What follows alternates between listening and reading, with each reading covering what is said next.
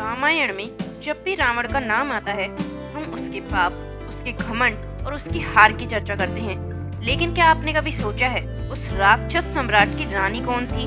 या वो भी राक्षसी थी, या फिर वो उस युग की सबसे बुद्धिमान, धार्मिक और त्यागमयी स्त्रियों में से एक थी? रावण जैसा राक्षस अपनी पत्नी से इतना प्रभावित था कि उसके हर निर्णय में उस स्त्री की छाया रहती थी।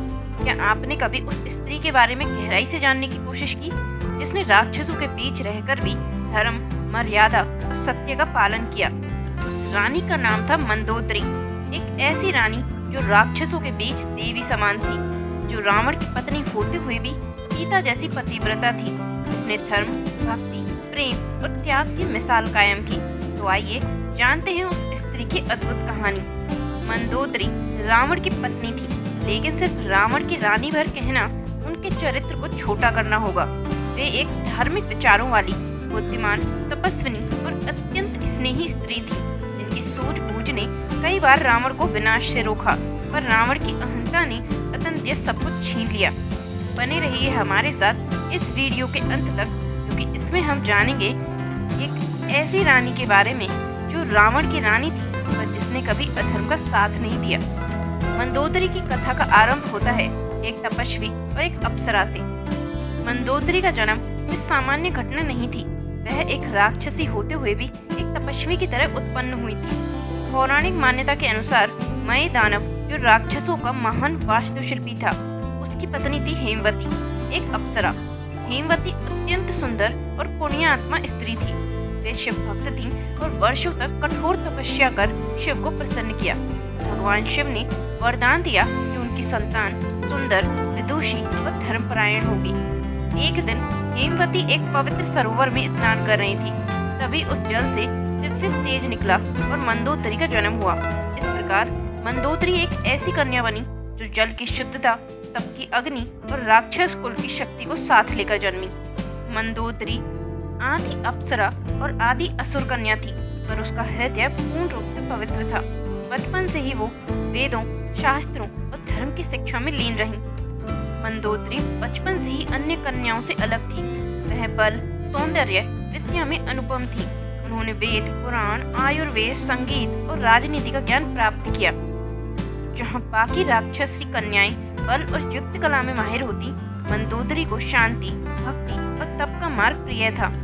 उन्होंने अपने पिता मय दानव से शिल्प और वास्तु का ज्ञान लिया और अपनी माता से धर्म और मर्यादा की सीख। मंदोदरी में बाल्यकाल से ही सहनशीलता और विवेक की गहराई थी। जहाँ अन्य राक्षसी कन्याएं युद्ध और बल प्रदर्शन में रुचि रखती थीं, वहाँ मंदोदरी ध्यान, योग और संगीत में रमती थी। उनकी सुंदरता और ज्ञान की चर्चा त्रिलोक में फैल गई। राक्षसों का सम्राट रावण, जो तब तक अजय बन चुका था, उसने जब मंदोदरी के गुणों के बारे में सुना तो वह स्वयं विवाह प्रस्ताव लेकर गया। लेकिन मंदोदरी के लिए यह विवाह आसान नहीं था। जानती थी कि रावण अधर्म के मार्ग पर है, पर अपने पिता की आज्ञा, राजधर्म, संभावित सुधार की आशा में उसने यह विवाह प्रस्ताव स्वीकार किया। उसने यह भी सोचा कि रावण न केवल बलवान और ज्ञानी थे, बल्कि शिव का परम भक्त भी थे। मंदोदरी ने सोचा कि एक धार्मिक पथ पर चलने वाले रावण के साथ वह संसार में धर्म की स्थापना कर सकती है। उनका विवाह अत्यंत भव्य था। देवता, गंधर्व और राक्षस सब उस विवाह में उपस्थित हुए। रावण के जीवन में मंदोदरी का आगमन ऐसा था जैसे चंद्रमा को पूर्णिमा की रात्रि मिल गई हो। मंदोदरी रावण की प्रियतम रानी बनी। वे केवल महल की शोभा नहीं थी, बल्कि एक सलाहकार, मार्गदर्शक और जीवन संगनी थी। वो लंका की नीति निर्माता बनी। रावण के निर्णयों में उनका प्रभाव था। वो उसे सही और गलत का भेद समझाती, धैर्यपूर्वक, प्रेम पूर्वक। मंदोदरी की विशेषता केवल उसकी सौंदर्य या शिक्षा नहीं थी, वो नीति, राजनीति और राजधर्म की गहरी समझ रखती थी। लंका नगरी में रानी बनकर भी मंदोदरी ने अपनी मर्यादा और धर्म का पथ नहीं छोड़ा। वो राजमहल की विलासिता में नहीं डूबी, बल्कि जनसेवा, शिव भक्ति और नीति पर ध्यान देती रही।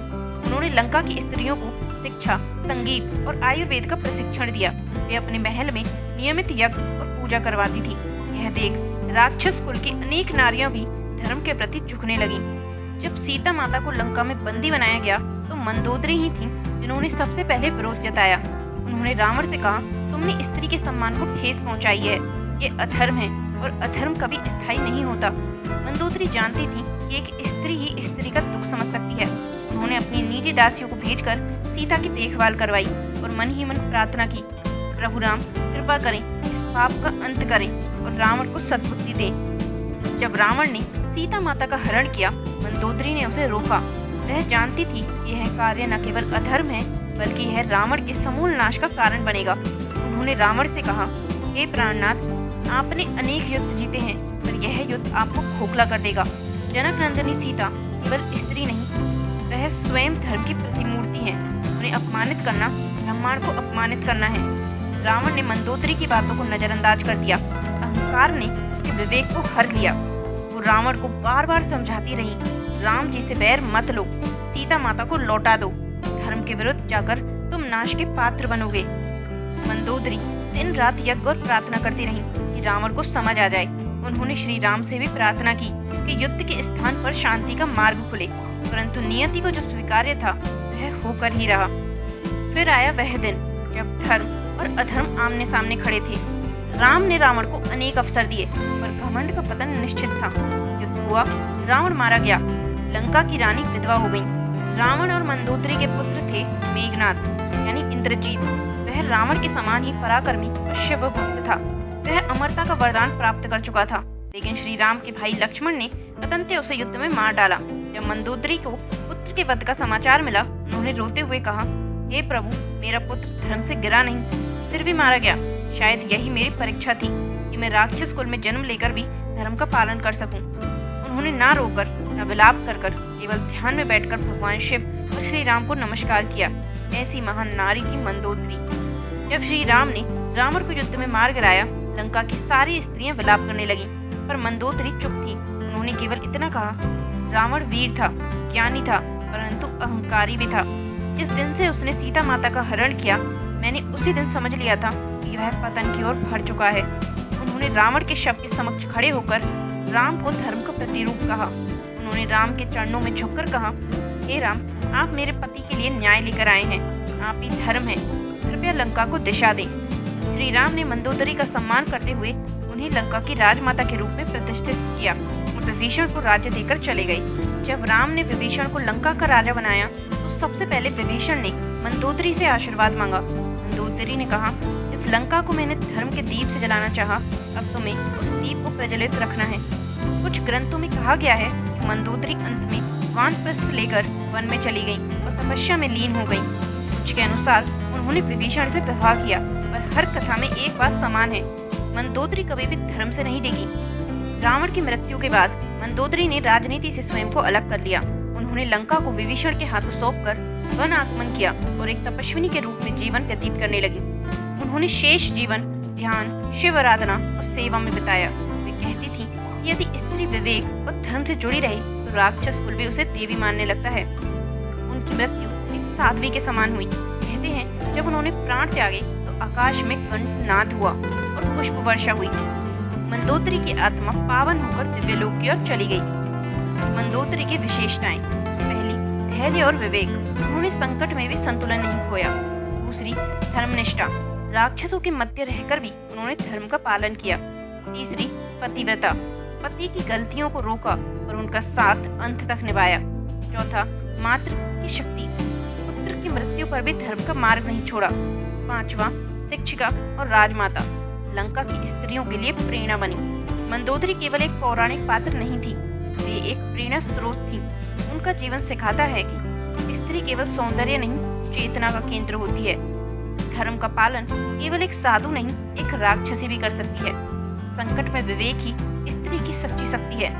आज की नारी को मंदोदरी से सीखना चाहिए कि परिस्थिति कैसी भी हो, यदि मन धर्म में अड़े हो, वे किसी भी अंधकार को प्रकाश में बदल सकती है। आज जब हम रामायण की बात करते हैं तो राम, रावण, सीता और हनुमान को याद करते हैं, पर मंदोदरी वो एक ऐसी रानी थी जो चुपचाप धर्म की मशाल थामे रही, जो राक्षसों के कुल में पैदा होकर भी देवियों जैसी आचरण वाली थी। उन्होंने दिखाया जन्म से बड़ा होता है कर्म। उन्होंने सिखाया कि एक स्त्री की शक्ति केवल युद्ध में नहीं बल्कि धैर्य, नीति और प्रेम में भी होती है। मंदोदरी राक्षसी नहीं, धर्म की देवी थी। रावण की रानी नहीं, विवेक की रक्षक थी। उनका नाम भले ही छाया में रहा, पर चरित्र, धर्म और सत्य में वे सदा अग्रणी ही रहीं। मंदोदरी हमें सिखाती हैं कि जब संसार अंधकार में डूबा हो, तब एक स्त्री अकेली दीपक बन सकती है। वो दीपक जो न केवल अपने परिवार को बल्कि पूरी सभ्यता को दिशा दे सकता है। यदि आपको यह कथा प्रेरणादायक लगी हो तो इस वीडियो को लाइक करें, शेयर करें और हमारे चैनल को सब्सक्राइब करना ना भूलें। कमेंट्स में बताइए मंदोदरी की कौन सी बात ने आपको सबसे ज़्यादा प्रभावित किया। मिलेंगे एक और नई वीडियो के साथ। जय श्री राम, जय मां मंदोदरी।